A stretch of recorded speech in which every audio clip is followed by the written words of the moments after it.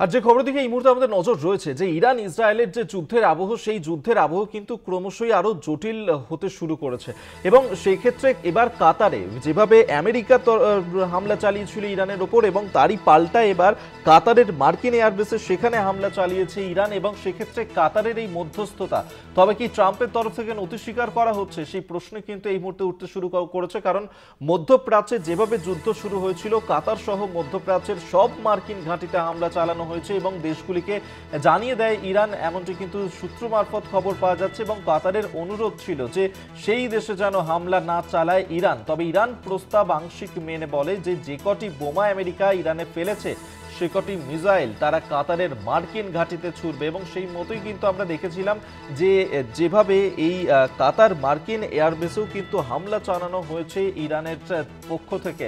এবং এর আগেই আমরা দেখেছিলাম যে আমেরিকা ইরানে যেভাবে 3টি জায়গাতে এই হামলা চালিয়েছিল, নাতানজ, ফোর্দো এবং ইস্পাহানে, তারই পাল্টা এবার প্রতিঘাত হেনেছে ইরান কাতারের ওপর। এবং কাতারের মধ্যস্থতা ট্রাম্পের কি তাহলে নথি স্বীকার, সেই প্রশ্নে উঠছে। আমরা এই নিয়ে আরো বিস্তারিত জানবো। এই মুহূর্তে নিউজ রুম থেকে আমাদের সঙ্গে সরাসরি রয়েছেন আমাদের পলিটিক্যাল এডিটর আশিস চট্টোপাধ্যায়। আশিসদার কাছ থেকে। আশিসদা, দেখো, শনিবার রবিবার ভোর রাতে মার্কিন বিমান হানার পরে যুদ্ধের চরিত্র সম্পূর্ণ বদলে যায় এবং যুদ্ধে সরাসরি মার্কিন যুক্তরাষ্ট্র যোগ দেয় এবং তখন যুদ্ধটা হয়ে যায় ইরান বনাম মার্কিন ইসরায়েলি জোট। মার্কিন যুক্তরাষ্ট্র যদি ইরান আক্রমণ করে তাহলে আমেরিকাকে ভয়ঙ্কর পরিণতি ভুগতে হবে, এই কথা আগেই জানিয়ে রেখেছিল ইরান। এবারে তাহলে প্রশ্ন উঠতে শুরু করেছিল রবিবার সকালবেলা, সারাদিন ধরে আমরা যখন খবর করছিলাম তখন প্রশ্ন উঠছিল যে এবারে কি করবে ইরান, তাহলে কি পদক্ষেপ নেবে আমেরিকার বিরুদ্ধে।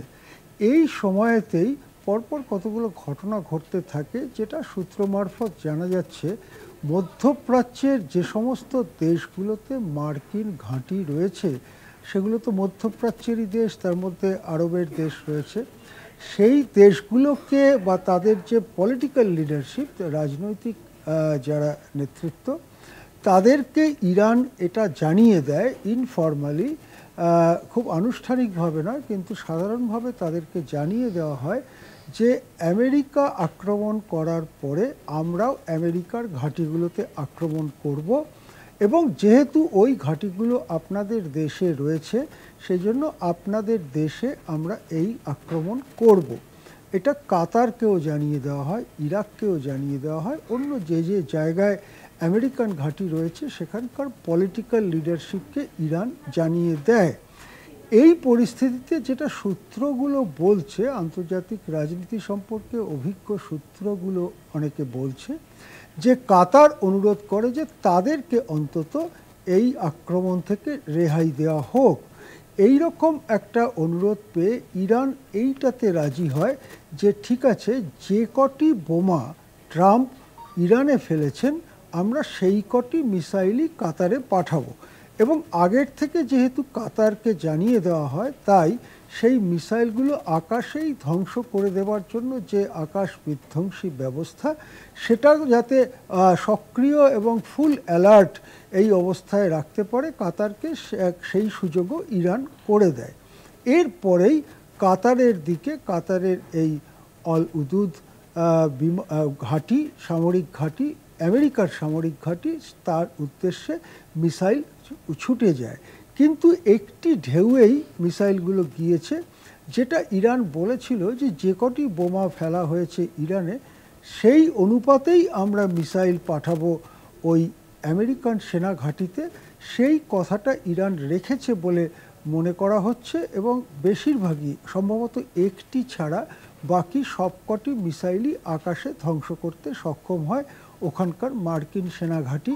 কিন্তু সম্ভবত একটি মিসাইলকে তারা ধ্বংস করতে পারেনি, সেই মিসাইলটি কাতারের মাটিতে গিয়ে পড়ে এবং তাতে ক্ষয়ক্ষতি কতটা হয়েছে সেটা পরের প্রশ্ন।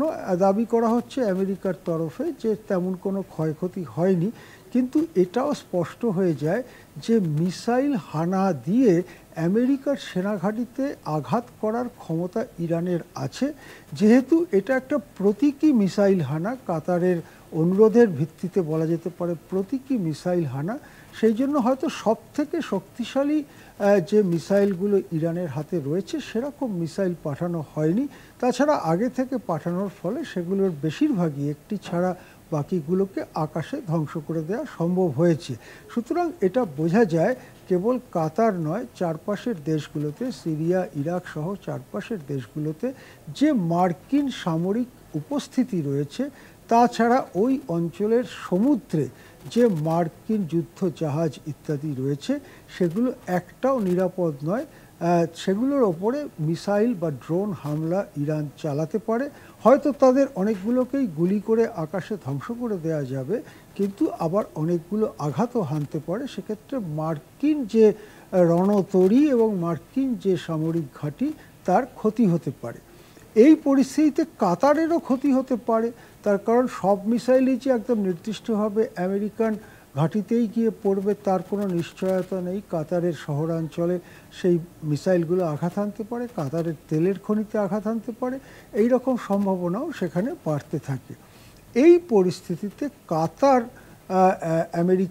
আমেরিকার রাজনৈতিক নেতৃত্বকে অনুরোধ করেন যে অবিলম্বে একটা যুদ্ধবিরতি যদি ঘোষণা না করা হয়, তাহলে ইরান এই আরব দুনিয়া বা মধ্যপ্রাচ্যের যতগুলো দেশে মার্কিন সামরিক ঘাঁটি রয়েছে সব জায়গায় আক্রমণ শুরু করবে, মিসাইল এবং ড্রোন এবং অন্যান্যভাবে আক্রমণ শুরু করবে, যার পরিণতিতে স্থলযুদ্ধ অবশ্যম্ভাবী হয়ে পড়বে। অর্থাৎ মাটিতে যে যুদ্ধ হয় সেই যুদ্ধ অবশ্যম্ভাবী হয়ে পড়বে এবং গোটা মধ্যপ্রাচ্য জ্বলে যাবে, শেষ হয়ে যাবে। মার্কিন যুক্তরাষ্ট্রের যে সামরিক ঘাঁটি এখানে রয়েছে তাও তার থেকে রক্ষা পাবে না।